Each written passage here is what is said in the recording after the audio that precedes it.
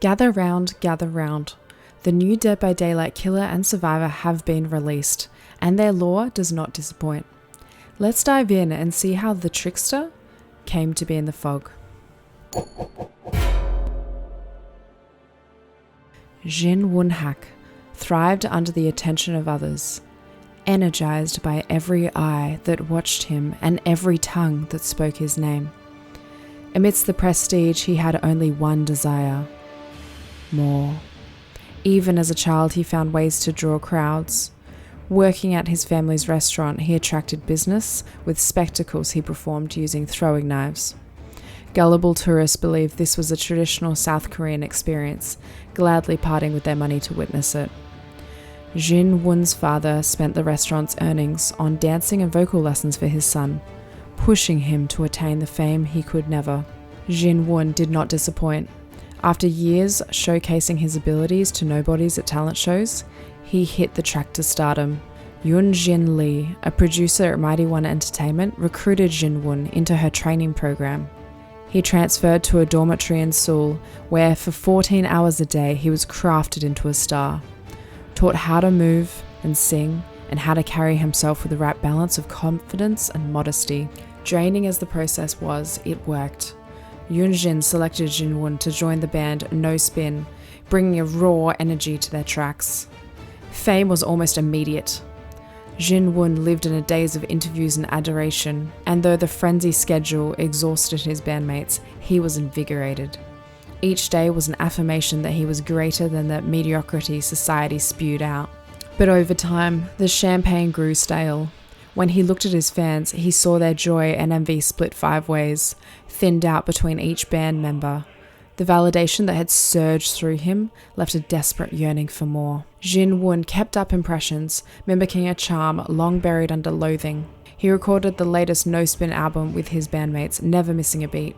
After a lengthy lunch break, he returned to the studio to discover fate had granted him a gift. The scent of burning wires was unmistakable. He rushed to the control room, finding the door blocked by fallen speakers.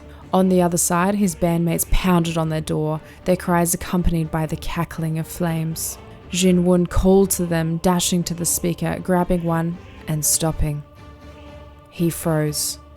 Every breath was a conscious, deliberate process, requiring all of his attention. The nearby cries hardly audible until slowly he backed away. And then he heard it. They were screaming his name as they burnt, screaming for him to save them. Ji-Woon! Ji-Woon!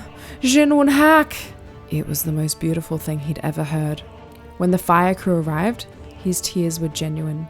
Ji-Woon was celebrated as a tragic figure, a hero who did all he could in a futile attempt to save his friends. Yoon-Jin paraded him through interviews until it was time to rebrand. He was reborn as the Trickster, a solo artist who produced his own songs, sporting a soft heart beneath a wild exterior. But away from the concert setups and television stages, something darker grew. He targeted those who lived alone, coming to them into the night. The first was a college student with a fire escape that led to her living room window. Ji-Woon woke her with a baseball bat to the skull, binding her arms and legs, gagging her with a rag duct taped into her mouth. He tortured her for hours, dissecting her alive. Yet there was something missing. A connection. He wanted to hear her pleading as he cut her belly open, but all he received was muffled cries through a rag. He learned and adjusted. Victims had to be abducted, driven to an abandoned building where he could let their voices carry unrestrained emotion. He made music from them, prodding them in the right places to evoke different types of shrieks and howls. Stabbing the quadratus lumborum elicited a long guttural wail, while slashing the carotid artery created a sound similar to a cat being strangled. There was honesty in their suffering. Ji-Woon recorded each session, synthesizing and working them into his songs, hiding them behind layers of melodies. He was elated with his work. He left hints for the police, arranging a mink boa from a recent photo shoot around a victim's slashed throat. For his next killing, he removed the teeth from a man that was a boxer in one of his music videos. During a particularly audacious plea for attention, he killed a fan he met during a VIP meetup, replacing her eyes with diamond cufflinks and writing, "I have seen God," in blood across her chest. Each scene was a dazzling spectacle. Between music and murder, Ji-Woon's work was discussed globally. However, as the violence became his preferred art style, his music career took a hit. Revenue was down and Mighty One executives pointed their fingers at him. Yoon-jin, with professional fury, came to his defense, but she was outnumbered. It was decided that Ji-Woon could no longer self-produce his songs. The decision was devastating. His tracks fused genuine humanity into music, yet executives rejected anything that wasn't generic and expected. And so be it. If they couldn't understand his art, he would incorporate them into it until they did. He had 3 months until he was to perform a private show for Mighty One's board members. 3 months to plan his magnum opus. He transferred obscene amounts of money into a veterinarian in exchange for canisters of nitrous oxide, then bribed the stage technician of Mighty One's private theatre for access to the room. His celebrity granted him a benefit of doubt no regular person could conceive. When the show was ready, gas seeped into the room as executives and stagehands awaited Ji-Woon, conveniently running behind schedule.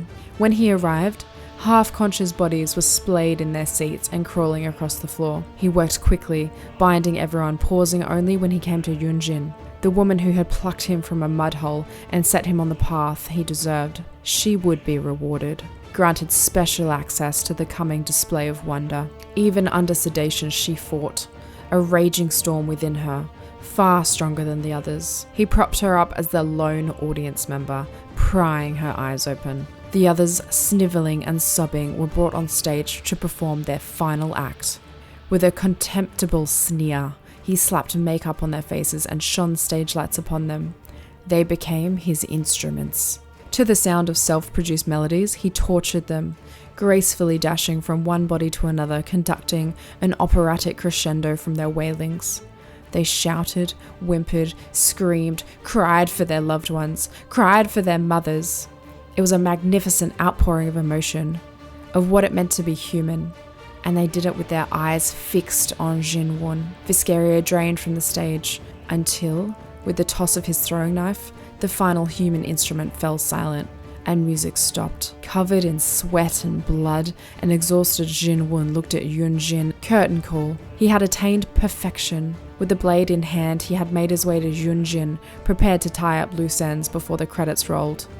But as he reached her, the fog. From where, he didn't know, but it billowed around them, damp, cool, comfortable. He saw the grand stage, hospitals and temples, forests and slaughterhouses, an eternal plain adorned with rusted hooks, sustained by a million eyes that would watch him, run from him, experience him. All he had to do was accept, become an implement of the fog, and most importantly, make them scream. Encore!